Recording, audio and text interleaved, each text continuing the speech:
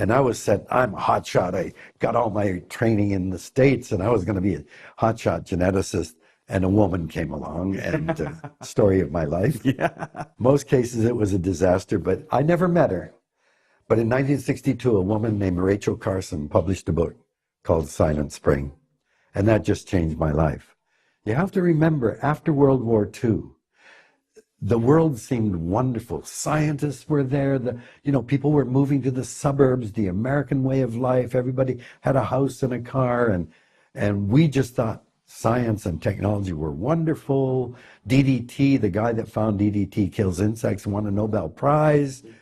Rachel Carson's book said, wait a minute now, we're very clever, but you don't get anything for nothing. DDT is killing fish. It's killing birds. It's affecting people. You got to think, well, the scientific community attacked her like you wouldn't believe. Wow. And one of the companies that went after her, it's disgraceful, was Monsanto. Monsanto's scientists just, this is a hysterical woman. She's an old maid, never been married. What does she know about biology and chemistry? But Rachel Carson was the major hero. What was that book again? Silent Spring. Silent Spring. All about the unexpected effect of pesticides. Right. And that was the start of the environmental movement. Wow. She died 2 years later of cancer that many people are convinced was caused by pesticides. Really? Yeah. So that kind of leads us to probably the most obvious question to ask you. What is the current state of global warming right now? Well, I did my first program on climate change. We called it global warming back then, Yeah. in 1988. And I remember vividly writing the script and saying, this is a slow motion catastrophe. Mm. And I thought it would kick in maybe 60, 70 years. I was more focused on forestry issues, on ocean overfishing, on toxic pollution. And climate change, I really thought that's long distance. But in 1989, I went to Australia for the first time. And there was an organization there that had just been set up called the Commission for the Future. It was a body outside of government, and it was supposed to look at what are the long-term implications of the way science and technology. And it was a great group of people. And I went to Melbourne, and they showed me the actual numbers and what was, and that's when I said, oh my God, we can't wait. This is something we got to work on. Really now. Yeah. And it was thanks to Australia that really triggered that for me. And this is before the ozone had started to develop? Well, no, the ozone issue had gone on, but that was really seen as a separate issue. CFCs are potent greenhouse gases, but that wasn't linked up to climate change. And global warming seems something, way in the future. Yeah. And of course, when I went to Australia, I dove on the reef and I fell madly in love with the reef. And in January of this year, I was back in Australia and I dove. We have an apartment in Port Douglas. Oh, beautiful part of the world. And I went out and dove on the reef and I came out of the water weeping. I mean, the reef is dead. And I just said to the people taking us, I'm never coming back again. I don't understand. I mean, for Australians, you've got something that is, you can't imagine how monumental that is. And to see it in that state and still see the country committed to coal, to see people like Gina Reinhardt, being big people determining the policy of your country, it just drives me mad. If you're not willing to fight for the Great Barrier Reef, what the hell are you going to fight for? And that's what I feel about Canada. What is it going to take for us, for Christ's sake?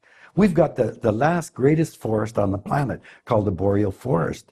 And that is a huge reservoir of carbon that is now being released into the air because we're just not acting fast enough on climate change.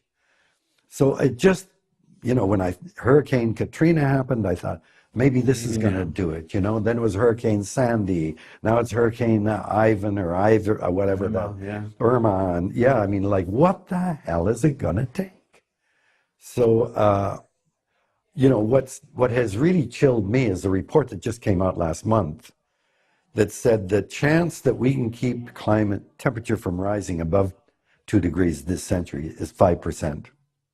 Now, I was shocked that we even have 5%. I don't believe we have a chance in hell of keeping it below 2 degrees this century. But they say there's a 5% chance of keeping it there. But the chance that we will go above 6 degrees is 10%. Oh. So we've got twice as much probability we're going to go above 6 degrees. We're currently on a trajectory to hit over 4 degrees.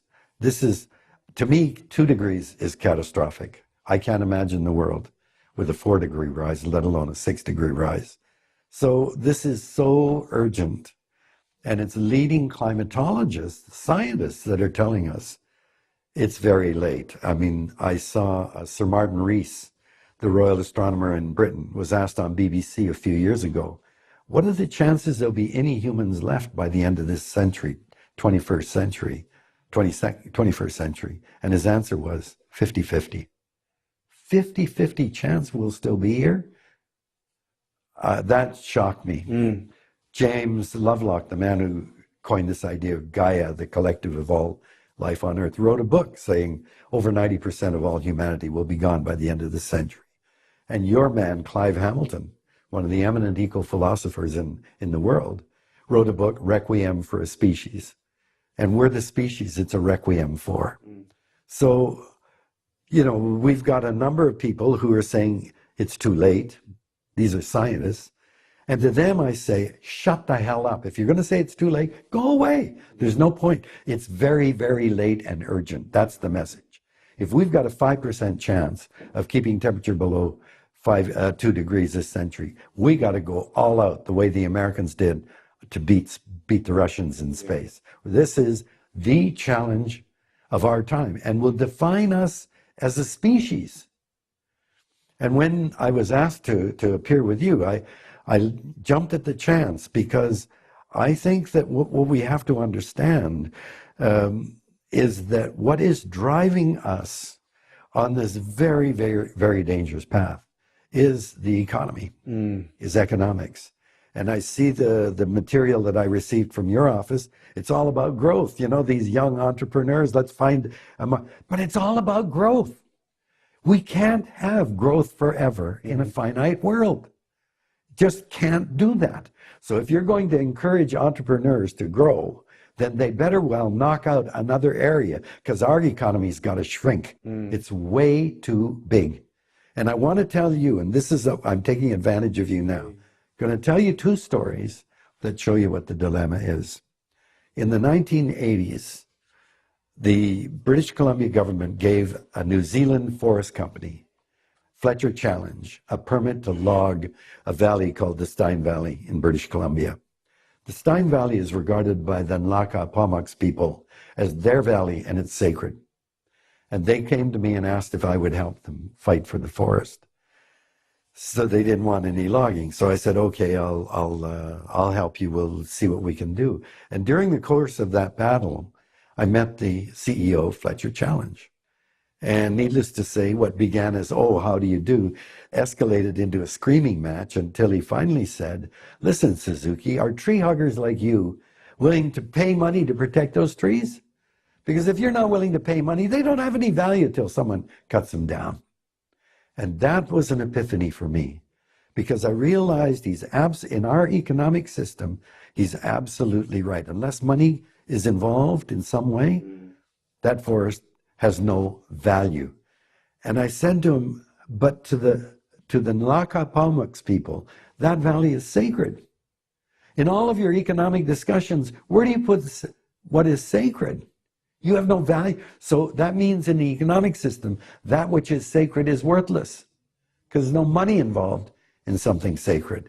And then I said, you know, the problem is that forest, as long as it's intact, is taking carbon out of the air and putting oxygen back in. Not a bad service for an animal like us. You know what economists say when you cut the trees down and you lose that? Oh, that's an externality. It's not relevant to the economy. The trees are pumping water out of the ground, modulating weather and climate. It's irrelevant. The trees hold the soil, so when it rains, the soil doesn't run and spoil the salmon spawning grounds.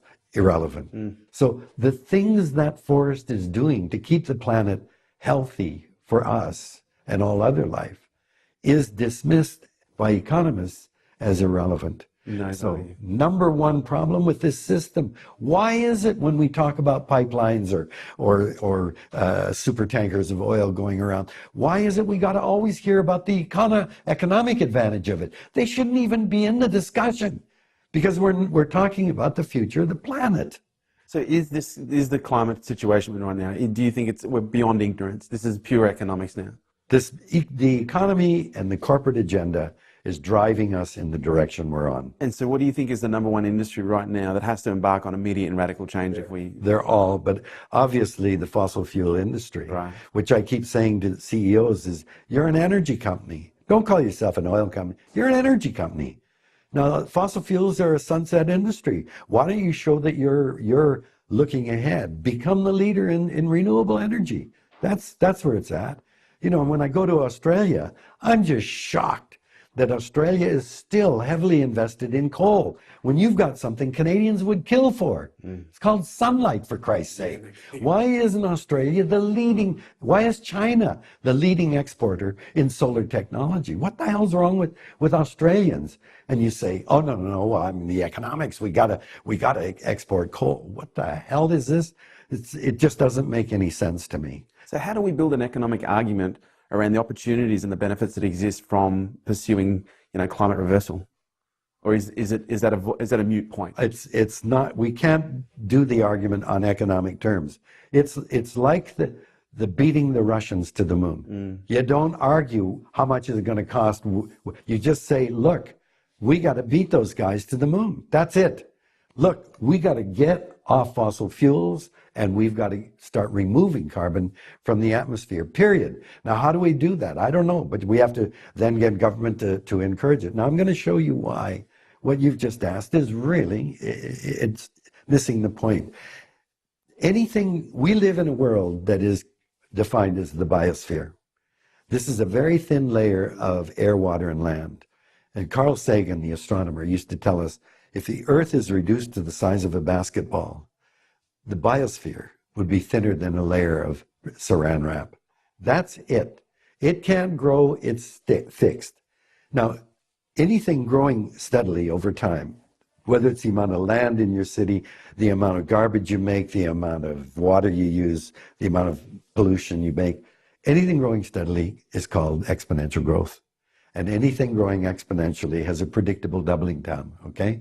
So if it's growing at 1% a year, it will double in 70 years, 2%, 35 years, 3%, 24 years. So that's exponential growth. Now I'm going to give you a system analogous to the planet. That's a test tube full of food for bacteria. That's the world. And I'm going to put one bacterium in it. That's us. And it's going to go into exponential growth. So when I introduce the bacterium, there's one bacterium. 1 minute later, there are two. 2 minutes later, there are 4. 3 minutes, 8. That's exponential growth, okay? Doubling every minute. 60 minutes, the test tube's completely full of bacteria and there's no food left. So we've got a 60-minute growth cycle. When is the test tube only half full? 59 minutes. All right. 59 minutes, it's half full. All right. 58 minutes, Right, yeah. it's 25% full. Yeah. At 55 minutes of a 60-minute cycle, it's 3% full. So if one of the bacteria, guys like you, come along and say, hey, things look fine. The guy says, I've been thinking, we got a population problem. You'd say, what the hell are you talking about? 97% of the test tube's empty. We've been around 55 minutes. So let's suppose at 59 minutes, they go, oh my God, he was right. We got 1 minute left. What are we going to do? Well, we need a mega project. Don't give it to those economists. Give money to those scientists. And in less than a minute, they invent 3 test tubes full of food for bacteria. So that would be like finding 3 more planets that we could inhabit immediately. So they're saved, right? Quadruple the amount of food. So 60 minutes, the first test tube's full. 61 minutes, the second's full. 62 minutes, all 4 are full. By quadrupling the amount of food in space, you buy 2 extra minutes. So what is all this crap about we got to have growth? We got to have growth. Every scientist I've talked to says we're already past the 59th minute. We're way beyond the capacity of this planet to sustain us. And people get mad at me. They say, you know, how dare you say that? Look at our stores filled with stuff. Look at our people are healthier. We're living longer. Yeah, we create the illusion that everything's fine. How? By using up what our children and grandchildren and their children and grandchildren should be able to enjoy. We're using it all up now. You know, as an industrialist, you don't dig into your capital. Your capital is what your future is based on. You live on the interest. We've been chewing into our biological capital like mad. This is simply not sustainable. And as I say, I think, and scientists agree with me, we're past the 59th minute. So don't talk about growth. Don't talk about growth. That's talking about a suicidal path. Unless you can grow and knock somebody else out of existence. So what do we need to be talking about then? Degrowth. Degrowth, so It's population control. And we've got to be asking, what is an economy? Yeah. What is an economy for? Are there no limits? How much is enough? Are we happier? See, my mom and dad got married in the depths of the Great Depression. And that was the definitive event in their life, the Great Depression. And because of that, they banged home over and over with me and my sisters. Live within your means. Save some for tomorrow. Share. Don't be greedy. You have to work hard to buy the necessities in life. But you don't run after money as if having more money makes you a better, more important person. Those are lessons that were banged into our heads because of the Great Depression. Now, you try going into Walmart's, hailed as this great success story, and ask yourself, in all that stuff in Walmart's, how much of it is a necessity? How much do we really need to be happy and healthy? And I guarantee you, 95% of it you'd never consider a necessity. That's what our society is built on. And I'll tell you something that it's a bug up my nose. What really upsets me is people who pay hundreds of dollars to buy blue jeans that are already ripped.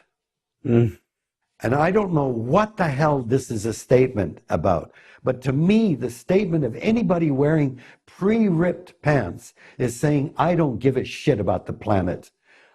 I was raised to believe that clothing is something to cover up the naughty bits and to keep you warm in the winter and cool in the summer.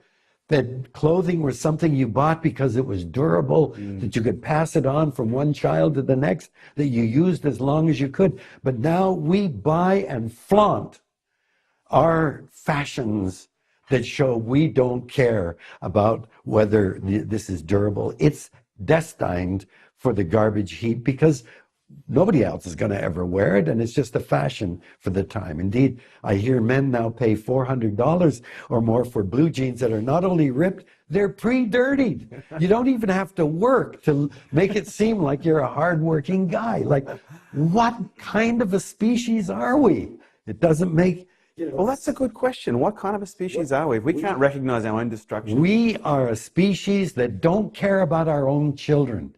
This is what I've been telling the Prime Minister of Canada and the Minister of Environment. I say, look, why did you run for politics in the first place? Wasn't it to be in a position to make decisions and act on things for the future of this country? I said, both of you have young children. What you do or do not do now is going to have enormous repercussions for your own children. There are scientists telling us now they might not even live to the end of this century. Why aren't you doing something? And they give me all, oh, we're doing the best we can, and blah, blah, blah, blah, and we have to approve pipelines, and we have to develop the tar sands, we need the money. Like, we don't even love our own children enough to act in the best interests of our children. That's what astounds me. And what do? We look to corporations. We now know Exxon's own scientists told them for decades that burning fossil fuels was causing climate change. And for decades, Exxon lied to the public and said, no, this is a natural process, or it's not proven, this is junk science. You know, so who do we look to? Who do we look to if our own politicians we elect to high office don't even care about our children? What the hell? What kind of a species are we?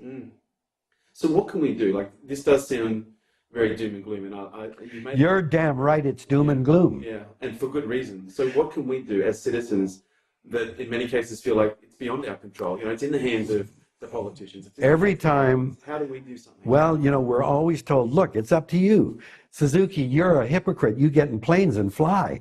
You know, you're doing this, it's up to you as individuals. Well, it's true. We all have to change our lives. But there are big decisions that are beyond us.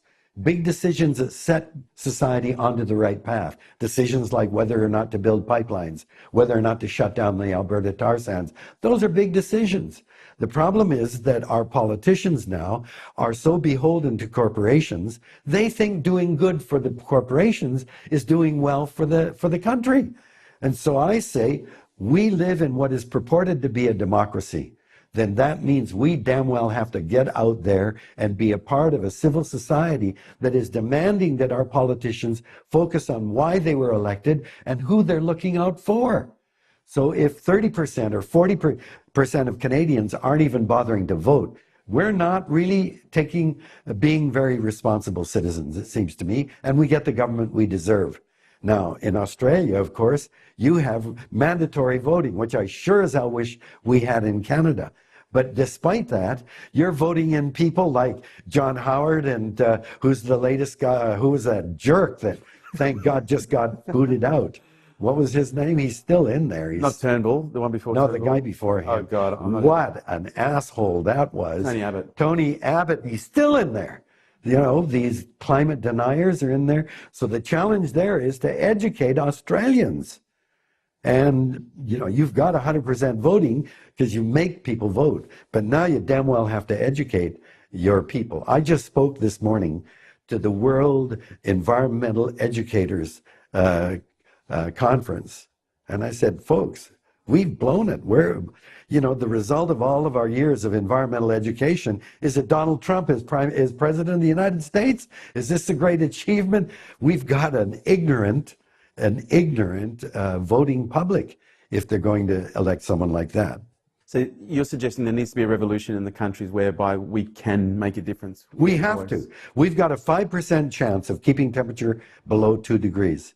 That's got to be our focus, and we do that in every way we can. So how do we introduce that into the dialogue with the youth and with the people that can make a difference and can vote when they're interested in buying the latest ripped blue jeans that have already been pre-worn? I think the young people, certainly in Canada, and I suspect in Australia, they know this isn't working. Yeah. They know this isn't working. They need leadership. And so what I'm doing now is I'm saying I'm an elder. And as an elder, I'm in a very special place. I don't have to worry about kissing anybody's ass to get a job or a raise or a promotion. I'm not worried about power or money or fame or even sex. I'm way past that. So I'm free then to speak the truth. So what I'm asking for is, look, retired company presidents and CEOs, when you've retired, for Christ's sake, tell us the truth. You don't have any worry about your future. Tell us the truth. Get out there and tell us what it's like. One of the most powerful groups in the peace movement that I was involved in the 60s was retired admirals and generals against nuclear war. These were guys that while they were presidents or generals and admirals had to say, we need nuclear deterrence and we have to build up our armada. Once they retired, they could tell you the truth. This is madness. And they had all that experience and credibility to tell us. And I'm waiting for Grays for Green or some kind of retired people to get up there who don't have anything to lose by telling the truth. And what do they say? What's life all about? What really, at the end of your life, Mr. CEO and Mr. President, what are you proudest of? Was it money? Is that all it is?